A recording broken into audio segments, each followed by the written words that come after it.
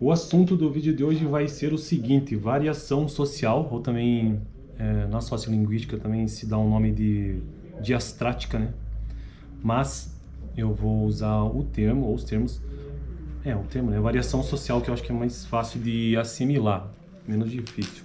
O que é essa variação social? É uma das variedades linguísticas, e essa variedade linguística ela pode ser por região, ou seja, variação geográfica, ou social, que aqui ela dá o nome de variação social. Então esse é o assunto do vídeo de hoje, que pertence ao tema de sociolinguística, que por sua vez faz parte do tema geral deste vídeo, que é a linguística.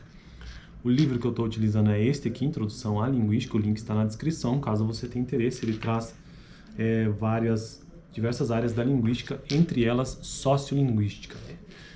Este aqui foi um dos livros que a professora utilizou na disciplina de sociolinguística.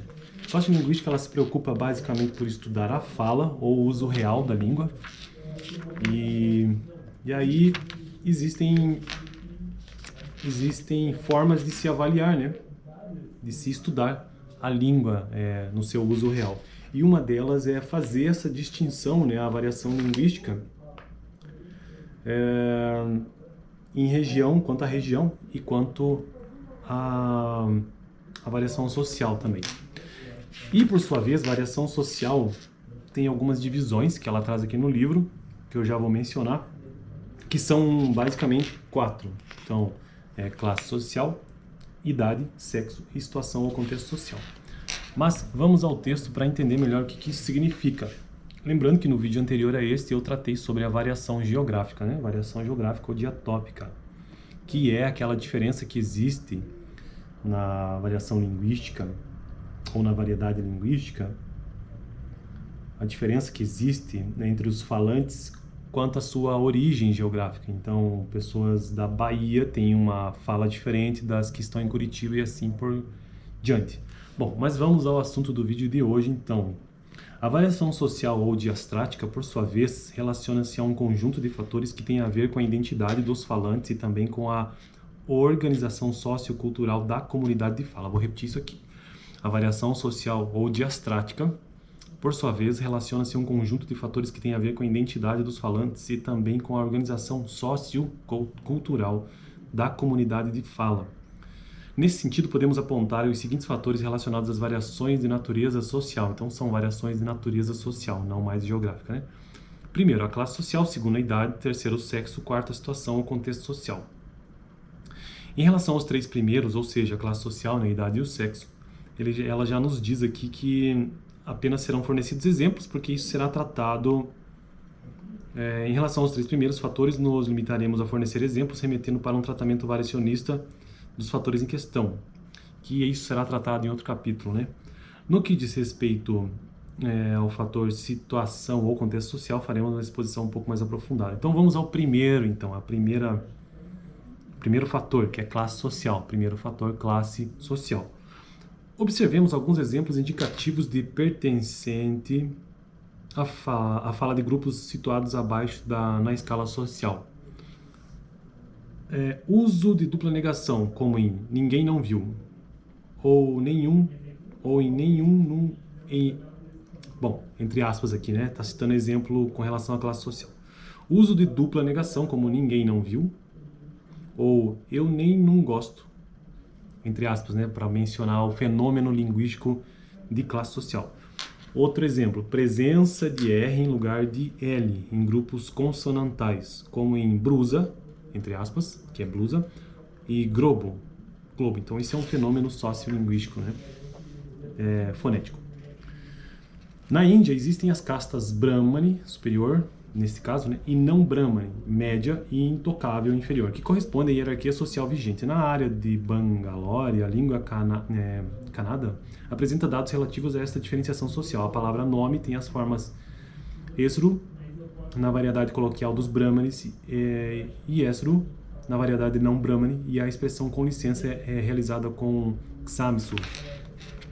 Ksamsu, na variedade coloquial dos Brahmanes, e Semsu, na variedade coloquial dos não Brahmanes.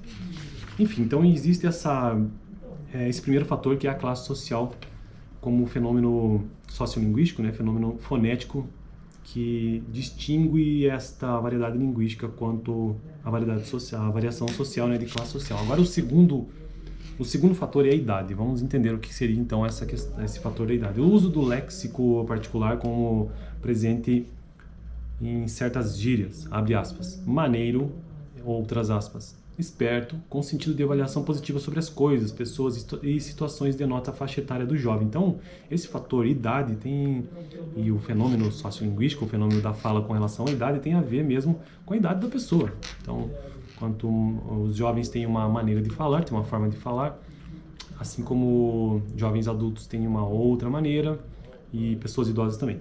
Uso do pronome, outro fenômeno agora. O uso de pronome tu em situações de interação entre iguais no Rio de Janeiro, como em tu viu só, também sugere que os falantes são jovens. A pronúncia fechada da vogal tônica posterior da palavra senhora, em lugar de senhora. O que está diferente aqui? Deixa eu ver. Na transcrição, né? Senhora. É característica de alguns falantes mais velhos. Senhora. Ah, tá. Isso do O pro O. Tá. E o terceiro fator é sexo, ou gênero hoje em dia, né? A duração de vogais como recurso expressivo, como em maravilhoso, costuma ocorrer na fala de mulheres. Verdade. Maravilhoso, entendi. Assim como em uso frequente de diminutivos como bonitinho, gostosinho, vermelhinho, são frequentes em fala de mulheres. Então esse que é o terceiro fator, gênero ou sexo. Na língua Zuni, falado por um grupo indígena da América do Norte, os fones TY e C, Ki e C, falados por pessoas do sexo feminino, correspondem a Ki na fala masculina. Está dando um exemplo de outras línguas, né? No japonês, para o pronome de primeira pessoa, eu, além de uma forma utilizável por todos os falantes, existe a forma atashi, usada exclusivamente por mulheres, e boku, a própria dos homens. Então, este é o fator de gênero, ou de sexo, na variedade linguística quanto à variação social, né? E por fim, agora, o terceiro fator, situação ou contexto social. É um fato muito conhecido que qualquer pessoa muda sua fala de acordo com o seu interlocutor, se este é mais velho ou hierarquicamente superior. Por exemplo, esse é um exemplo, né? Segundo, o lugar em que se encontra, em um bar, em uma conferência, até mesmo segundo o tema da conversa, fofoca, assunto científico, ou seja, todo falante varia a sua fala segundo a situação em que se encontra. Então, este último talvez seja o menos difícil. Todos são comuns, claro, né? Mas aqui a gente consegue perceber. Então, nós fazemos adaptações. Eu mesmo, quando estou gravando esse vídeo, eu faço adaptação no meu modo de falar, com certeza, e tenho feito isso com maior frequência ultimamente, inclusive. Então, é a adaptação, né? O contexto social ou a situação. Beleza? Então, esse foi o vídeo de hoje. E no próximo vídeo,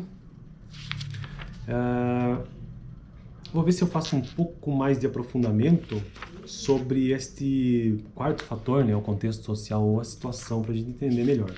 Provavelmente eu farei isso sim. Beleza? Eu fico por aqui. Assiste o último vídeo aqui no canal, onde eu tratei sobre variação geográfica, né, na variedade linguística. Variação geográfica ou a diatópica, que tem a ver mesmo com o local onde você vive. Beleza? Eu fico por aqui. Até o próximo vídeo semana que vem.